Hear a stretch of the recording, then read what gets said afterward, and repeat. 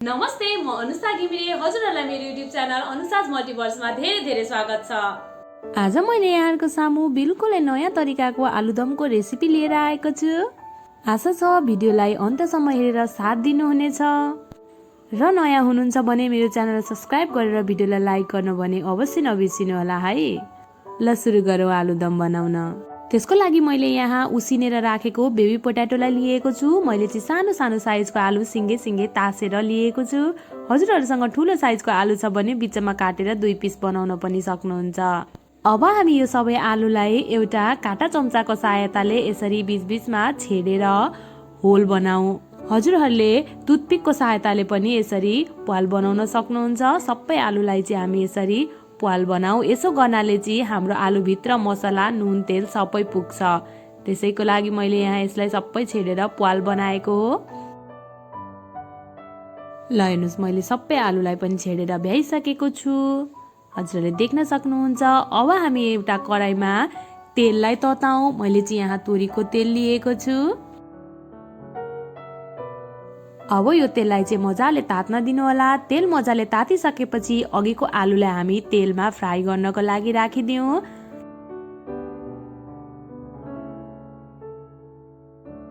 आलुलाई राखिसकेपछि अब म यसमा थोरै बेसारलाई राख्दैछु। त्यसै गरी अलिकति नुनलाई पनि राखिदिनु होला। अब यसलाई गोल्डन ब्राउन हुन्जेलसम्म हामीले मजाले फ्राई गर्नुपर्छ। अघि हामीले काटा चम्चाको सहायताले आलुमा प्वाल पारेको छौँ। अब हाम्रो यो तेल मसला चाहिँ आलु भित्रसम्म पुग्छ र आलुमा पनि स्वाद आउँछ। ल हेर्नुहोस् त, हाम्रो आलु चाहिँ मजाले गोल्डन ब्राउन भएर फ्राई भइसकेको छ। हजुरहरूले देख्न सक्नुहुन्छ। अब यतिको भए पछाडि हामी आलुलाई एउटा प्लेटमा निकालौँ।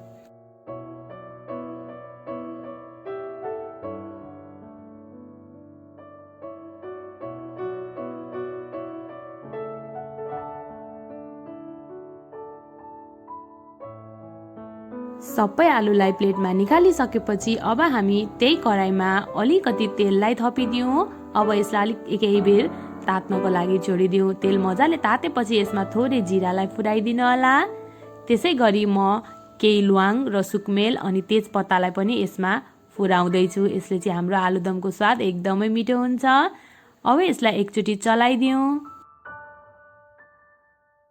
अब यसमा मसिनो गरी काटेर लामो गरेर काटेर राखेको प्याजलाई पनि राखिदिउँ। अब यसलाई चाहिँ हामी सफ्ट हुन्जेलसम्म पकाउनु पर्छ। प्याजलाई धेरै डढाउनु पर्दैन। हामीले यसलाई नरम हुन्जेलसम्म केही बेर पकाऊ।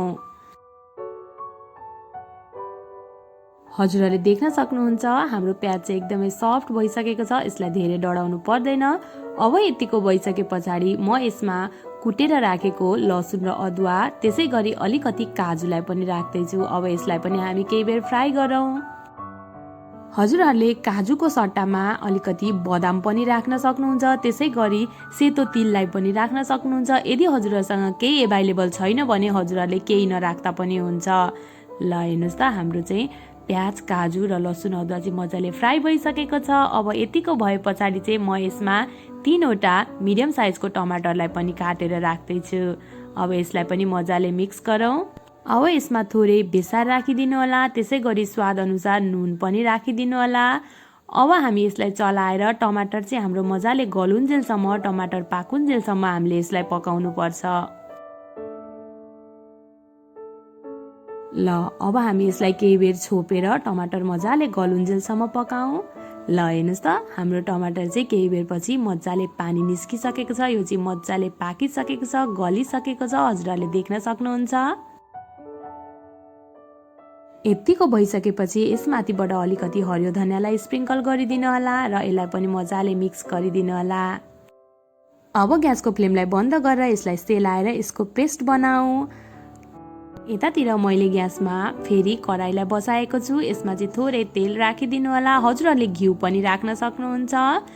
अब यो तेलमा चाहिँ तेल तातिसकेपछि अघि मैले बनाएको मसलाको पेस्टलाई राखिदिँदैछु। सबै पेस्ट राखिसकेपछि यसलाई एकचोटि मजाले चलाइदिउँ। एकचोटि सर मिक्स गरिसकेपछि अब म यसमा थोरै बेसारलाई राख्दैछु। त्यसै गरी अलिकति रातो खोर्सानीको धुलोलाई पनि राखिदिउँ र नुनलाई पनि राखिदिउँ। यसलाई पनि मजाले मिक्स गरिदिउँ। नुन चाहिँ ध्यान दिएर राख्नुहोला, किनभने हामीले अगाडि आलुमा पनि नुन राखेको छ र मसलामा पनि। हजुरहरूले कतिको पिरो खानुहुन्छ त्यही अनुसारले खोर्सानी राख्नुहोला। अब यसलाई छोपेर हामी मसला मजाले भुट्टिउन्जेलसम्म पकाउँ। ल हेर्नुहोस् त, बिचमा चलाइ हजुरहरूले चेक गर्दै गर्दै मसला पकाउनु होला। हजुरहरूले देख्न सक्नुहुन्छ साइडबाट चाहिँ तेल छुट्न थालिसकेको छ। हाम्रो मसला चाहिँ मजाले भुटिसकेको छ। कस्तो राम्रो कलर आएको छ हेर्नुहोस् त। अब यतिको भइसके पछाडि अघि हामीले फ्राई गरेर राखेको आलुलाई यसमा राखिदिउँ र मजाले मिक्स गरिदिउँ। ल हेर्नुहोस् त, हेर्दै खाउँ लाग्दो छैन त। हजुरहरूले यसलाई यत्तिकै पनि खान सक्नुहुन्छ। म चाहिँ यसमा अलिकति पातलो ग्रेभी बनाउँदैछु, त्यसैको कारणले गर्दा अलिकति पानीलाई थप्दैछु। कतिको बाक्लो कतिको पातलो खाने हो हजुरहरूले त्यही अनुसार एडजस्ट गर्नुहोला। पानी राखेर यसमा केही बेर बोइल हुन दिउँ।